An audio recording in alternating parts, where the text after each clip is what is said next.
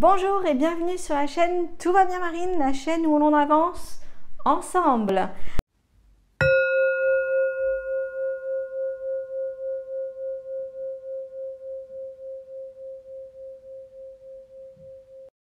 Alors aujourd'hui, je vais vous parler, oui, toujours du même livre, La prophétie des Andes de James Redfield.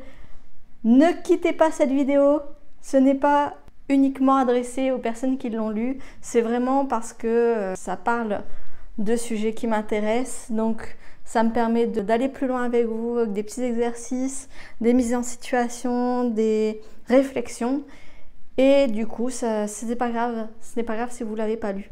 Donc restez avec nous, restez avec moi et Morito, on va parler d'un livre que j'ai beaucoup aimé qui s'appelle La prophétie des Andes et que j'ai prêté. Donc du coup je vous montre la 10e prophétie. C'est la 4e vidéo sur la prophétie des Andes puisque c'est aujourd'hui sur la 4e révélation que je vais faire ce point.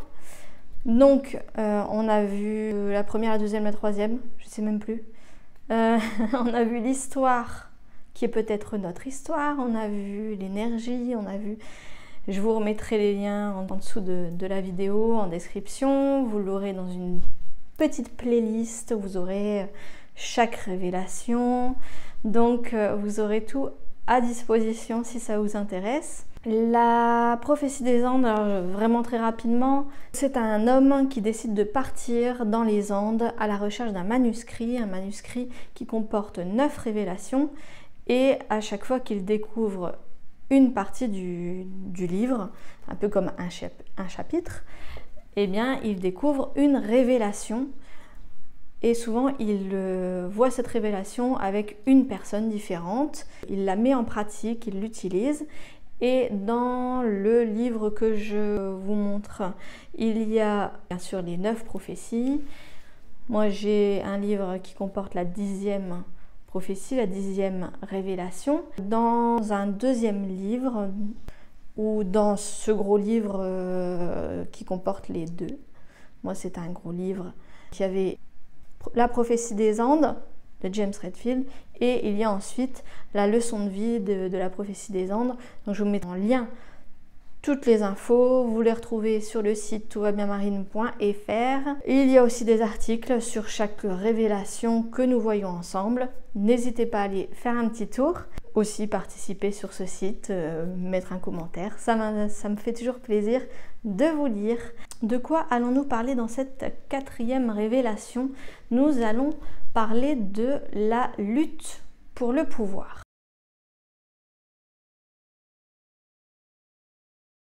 Alors dans ce deuxième livre que James Redfield a écrit sur la leçon de vie de la prophétie des Andes, il parle de la lutte pour le pouvoir. Alors qu'est-ce que j'en ai compris? Quels sont les exercices que j'aimerais mettre en application? Eh bien c'est le moment de l'histoire, alors de souvenirs, hein, c'est où il... Je vous la fais rapide, voilà, c'est pas pour vous spoiler, mais il va dans une taverne et il voit différentes personnes se parler mal, et c'est comme ça qu'il voit les échanges d'énergie. Et c'est vrai que quand vous regardez sur internet, sur les vidéos YouTube, etc., vous voyez beaucoup de choses en ce moment sur les PN, les personnes qui vampirisent votre énergie, sur les pervers narcissiques, c'est ça, je cherchais le mot, pervers narcissiques, les personnes qui vont toujours vous happer, c'est-à-dire qui vont vous appeler pour vous dire ah comment ça va, et puis qui vont prendre votre énergie en vous parlant de finalement ces problèmes, parce que ce n'est pas vos problèmes qui l'intéressent. Si ça résonne en vous, il n'y a pas de problème. Moi, c'est quelque chose sur lequel je n'aime pas me concentrer. D'ailleurs, c'est un exercice que nous allons faire à la fin de la vidéo. Ça se rejoint. En résumé, voilà, pour vraiment vous la faire rapide et pour que ça parle à tout le monde, on va dire que ça concerne les pervers narcissiques qui vous volent de l'énergie. Mais en règle générale, finalement, dans la vie de tous les jours, on se rend compte que on le fait nous-mêmes. On n'aime prendre l'énergie des gens parce qu'on pense en avoir besoin. Voilà, c'est un rapide résumé du problème que soulève la révélation 4. C'est la lutte pour le pouvoir, donc je dirais même la lutte pour l'énergie. Or, lorsque l'on se connecte à notre propre énergie, quand on a une connexion intérieure, qu'on se relie à sa source, si vous voulez à Dieu, si vous voulez à l'univers, si vous voulez à la Terre, si vous voulez à Gaïa, à ce qui vous parle, mais en tout cas quand vous êtes relié, connecté à vous-même, centré sur le chakra du cœur. Il y a aussi une vidéo sur le chakra, comme je l'ai faite il n'y a pas longtemps, c'est pour ça que j'ai envie de vous en reparler. Mais voilà, quand on se connecte à soi, on sait qu'on a notre propre énergie et qu'on n'a pas besoin de la voler aux autres. Donc c'est le thème. Il ne faut pas croire que nous sommes faibles. Il ne faut pas croire qu'il faut toujours rechercher cette énergie chez l'autre. Comment on peut assister à ces vols d'énergie? Eh bien c'est tout ce qui est manipulation, tout ce qui est absorption de l'énergie, demander toujours de l'attention ou être toujours en compétition. J'étais dans un milieu, dans le commerce, c'est soit l'un soit l'autre, soit on va être dans la compassion et se faire voler notre énergie parce qu'on prend la douleur des autres, soit on va être dans la compétition.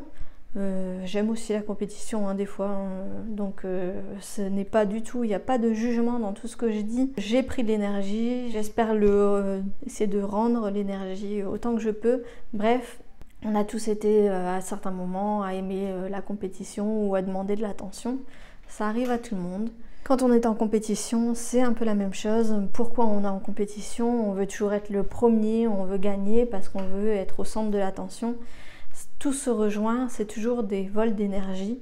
Or, si on se connecte à soi, on a toute l'énergie qu'il faut. Voilà, c'est un rapide, bref résumé de ce que j'ai compris de la révélation 4. On va voir ensemble 3 gros points utilisés dans la leçon de vie dans le 2e livre. Les leçons de vie de la prophétie des Andes. Je trouve que cette partie est très intéressante parce que, alors, faut lire, faut travailler, mais moi je vais vous faire vraiment un résumé, donc ça va être très facile pour vous j'espère, les mettre en application, et puis j'ai vraiment essayé de voir les choses avec ma paire de lunettes, avec ma vision des choses, avec mon expérience. Donc voilà, j'espère que ça vous parlera et que vous aurez des pistes de travail, des pistes de choses sur lesquelles il y aura réflexion.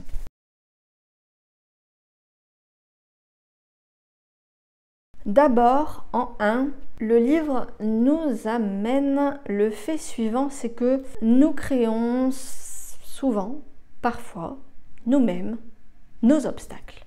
Oui, parce que c'est pas la peine de dire les autres me volent de l'énergie.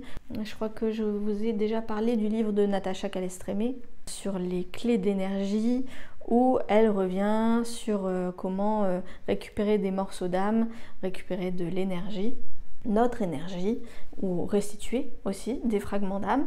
C'est vrai, nous avons notre propre énergie, nous avons volé de l'énergie, mais quand on regarde aussi notre vie, on se crée finalement nous-mêmes nos propres obstacles. C'est un peu, nous sommes dans la matrice, et c'est qui maintient cette matrice? Nous-mêmes. Voilà, je vais peut-être un petit peu trop loin, mais voilà, c'est pour vous schématiser. On se crée nos propres obstacles. Qu'est-ce que je veux dire par là? En fait, ça peut être un exercice assez ludique, assez simple. C'est de noter tout ce que vous voulez obtenir dans la vie, tous vos objectifs. Et vous remarquerez que vous vous créez vos propres obstacles.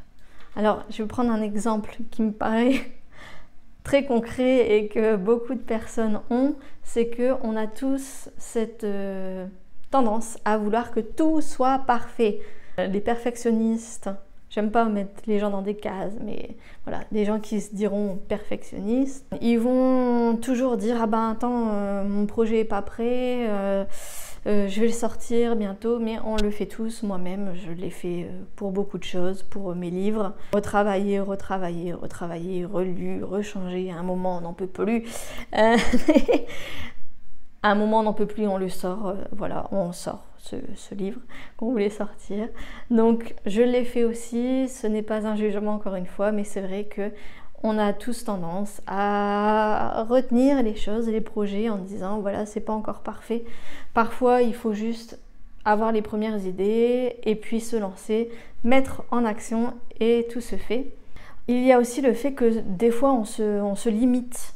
On va voir une seule solution. On va voir tout en noir ou tout en blanc et jamais voir qu'il y a d'autres nuances. On va jamais voir que voilà, on sort toujours par la porte. Et ben peut-être qu'aujourd'hui il faut sortir par la fenêtre. Pas si vous êtes au 7e étage, hein. Si vous êtes au rez-de-chaussée. Voilà, c'est une image, mais vous m'aurez compris. On a toujours beaucoup de solutions. J'imagine toujours des solutions. Je me dis ben soit il va se passer ça, soit il va se passer ça. Et puis finalement, la vie me surprend toujours puisqu'elle trouve toujours un autre chemin. Pareil, hein, pour mes objectifs, des fois je me note, ben voilà, je veux ça, puis je vais l'atteindre en faisant ça.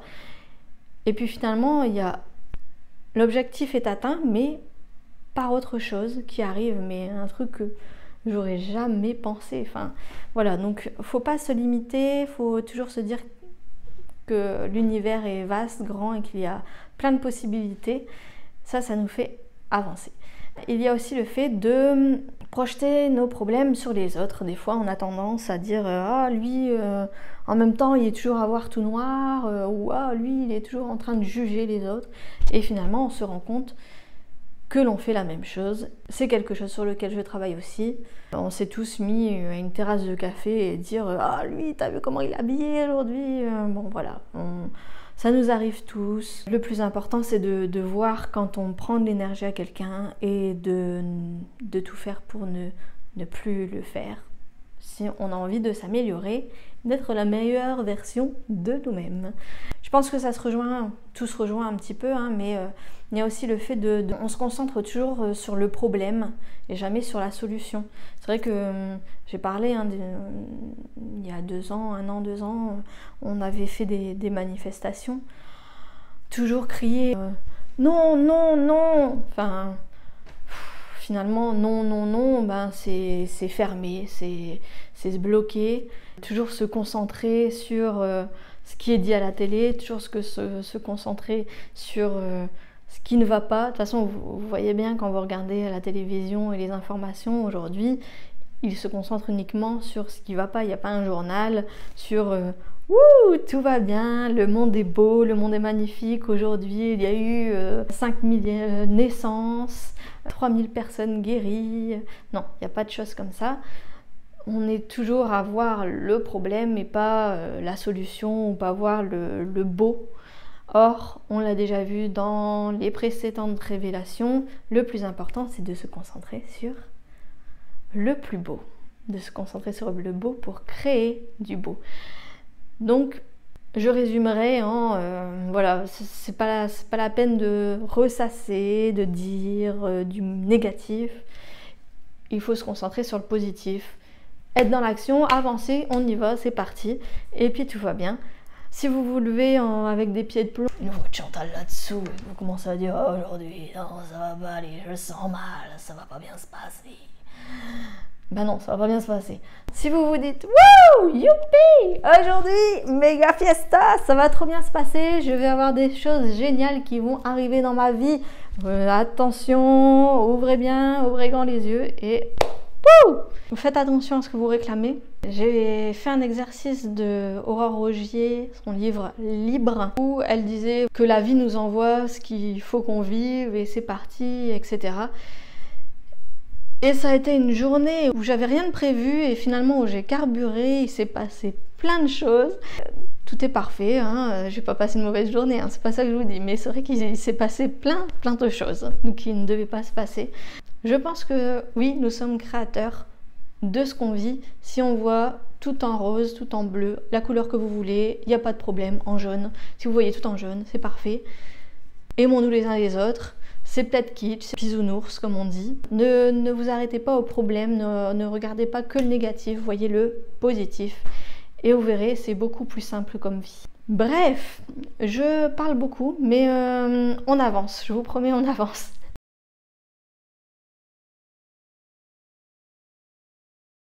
Alors, en deuxième exercice, il parle de se relier à l'énergie universelle. Alors, comment fait-on? Eh bien, pour se relier à l'énergie universelle, pour se relier à sa propre énergie et ne plus essayer d'avoir l'énergie des autres, il préconise d'écrire 6 affirmations et de les lire assez régulièrement et de se concentrer pour les appliquer. Alors je ne vais pas vous les lire bêtement, si vous voulez les avoir, vous regarderez le livre, mais je vais vous faire un résumé, quelque chose voilà, d'un peu plus digeste, parce que je pense que voilà, il vaut mieux les écrire soi-même, avoir ses propres affirmations. Moi j'aime bien aussi de temps en temps écrire des affirmations, il y avait Sandrine Muller-Boire qui avait fait un tableau de vision avec, pas des photos, enfin il y avait des photos, mais surtout des affirmations sur nos objectifs de vie. J'aime bien le lire de temps en temps, j'aime bien lire de temps en temps des affirmations, écrire des affirmations positives, des choses qui vont arriver et de les mettre au présent. Donc je vous propose d'écrire les vôtres, parce que c'est toujours mieux quand ça part de soi. C'est ce que j'essaye vraiment de partager dans cette vidéo. Alors il parle de se connecter à son moi supérieur. Peut-être que vous n'êtes pas arrivé à ce stade. Voilà, c'est juste vous recentrer, respirer à fond, être centré sur votre chakra du cœur. Je ne sais pas comment le dire mieux. Centré sur votre respiration, entrer en vous. Et alors, quelque chose de très simple pour aller mieux, c'est de régulièrement, alors voilà à votre convenance, si c'est plusieurs fois par jour, si c'est une seule fois par jour, une seule fois par semaine, essayez de vous connecter à une sensation d'amour, une sensation de plaisir. Vous pouvez aller dans la nature, vous pouvez juste faire une méditation et voilà, essayez de repenser, au lieu de repenser à tout ce qui est noir, voilà, vous vous recentrez, vous vous calmez et vous pensez au meilleur moment de votre vie, hein, quelque chose de génial. Je vais vous donner des exemples. Quand Morito est arrivé dans ma vie, voilà, j'ai eu le cœur mais gonflé d'amour. Quand j'ai ouvert pour la première fois, ça va être très matérialiste, attention.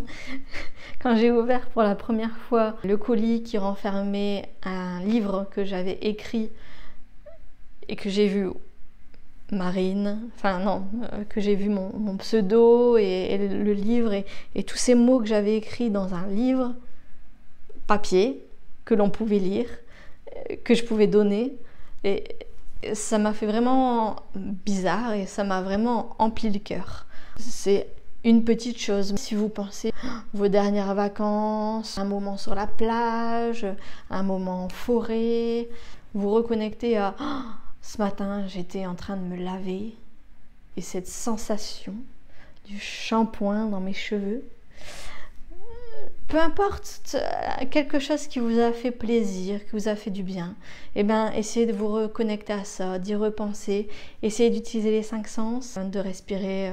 Alors, je vais reprendre du coup le shampoing, de penser à cette texture douce, cette odeur du savon, qui sent bon, cette chaleur sur votre corps. Enfin voilà, vous voyez, c'est essayer de mêler les 5 sens aussi, ça peut être intéressant pour aller encore plus loin, pour que votre cerveau visualise ce moment et se remette dans ce super moment de bien-être. Alors il paraît que le cerveau ne fait pas attention, il ne voit pas ce qui se passe réellement, ce que vous voyez là, et ce que vous visualisez. Il ne fait pas forcément la différence et il paraît donc que si vous vous visualisez toujours dans le bien-être, si vous visualisez, même quand vous vous faites mal et que vous visualisez que votre peau se guérit, vous visualisez, je sais pas, vous êtes un nageur qui fait de la compétition, bah, si vous visualisez en train d'avoir gagné le prix, eh ben ça sera plus facile. Je reprends le fil du livre. Je suis désolée, il y a beaucoup de choses à voir, hein. J'avais noté qu'il reprenait aussi le fait qu'il ne faut pas prendre de décision quand on en est dans un mauvais moment. On a tous des mauvais moments, moi aussi, il ne faut pas croire. Tout le monde a des mauvais moments où on se sent un peu lourd, où on est un petit peu dans des visions négatives. Ça arrive. Vous êtes fatigué, vous avez faim, vous êtes hyper pressé, vous avez appris une mauvaise nouvelle, vous êtes en colère. Surtout, ne prenez pas de décisions importantes. C'est une petite règle, mais un conseil simple. Et ensuite, ça se rejoint un peu, mais il dit de prendre son temps, que quand vous avez fixé un objectif, je veux être autonome en énergie, je veux être autonome en eau, je veux être autonome en électricité. Je prends des exemples basiques ou plus éthériques, plus philosophiques, pour que vous puissiez en imaginer. Vous avez votre objectif, vous savez vers où vous allez, peu importe le temps que vous prenez. Laissez-vous guider par les intuitions, par les synchronicités, vous allez y arriver. Et vous faites vos petites actions, pas à pas. La technique du petit pas, il n'y a pas de problème, vous allez y arriver. Vous le savez, vous le visualisez, vous allez atteindre votre objectif.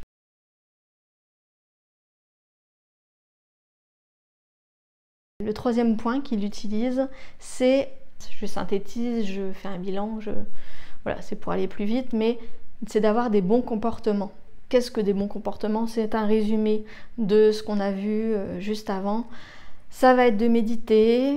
Après, vous n'êtes pas obligé. Moi, je médite par période où je vais méditer, ou si j'ai vraiment un besoin, une question ou quelque chose, besoin de me recentrer.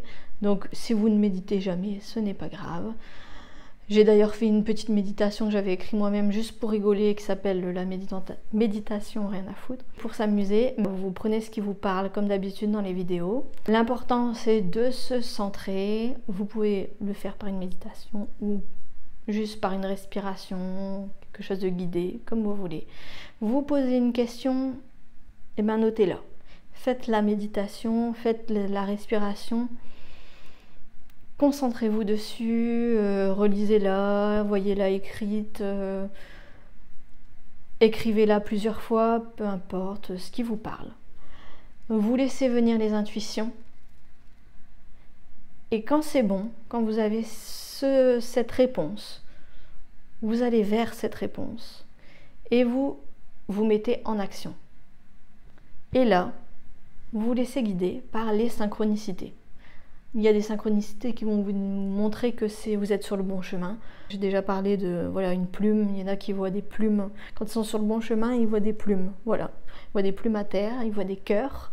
Vous voyez le mot plusieurs fois arriver. Ou vous regardez un documentaire. Alors, je regardais un documentaire qui parle d'un arbre bien spécifique.